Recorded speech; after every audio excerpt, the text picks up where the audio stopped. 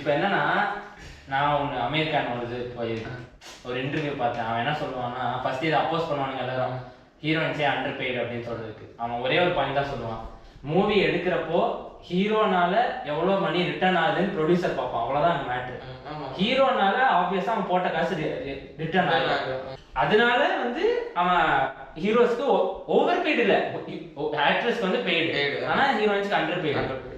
இங்க இப்ப வர எல்லா முக்காவாசி படத்துல ஹீரோயினுக்கு ரோலை விட கிளாமருக்கு தான் பண்றாங்கன்னு எனக்கு ஃபீல் ஆகுது. ரொம்ப ரேரான கேசஸ்ல வந்து ஹீரோயின்ஸே நல்ல ரோல்னால நல்ல ஆக்டிங்னால. நான் இப்ப ரீசெண்டா பார்த்த படம் சிறையில அந்த பையனோட லவ்வர் பயங்கர ஆக்டிங், அவங்க 2 பேரும் பயங்கர ஆக்டிங். அப்படியே அந்த சிச்சுவேஷனா வாழ்ந்துருக்காங்க. அதே மாதிரி எல்லா டைமும் நான் அமரன் ரெஃபரன்ஸ் பண்ணேன், அதுலயும் சாய் பல்லவி ஆக்டிங் பயங்கரம். அங்கதான் வந்து மெட்டீரியலைஸ் பண்ணாம ஹீரோயினுக்கான இம்பார்ட்டன்ஸ் இருந்துச்சு. ஆனாலும் அந்த படத்துக்கும் ஹீரோக்கு தான் வந்து அதிகமா ஸ்டோரி ரிட்டர்ன் ஆனதோ காசு ரிட்டர்ன் ஆனதோ.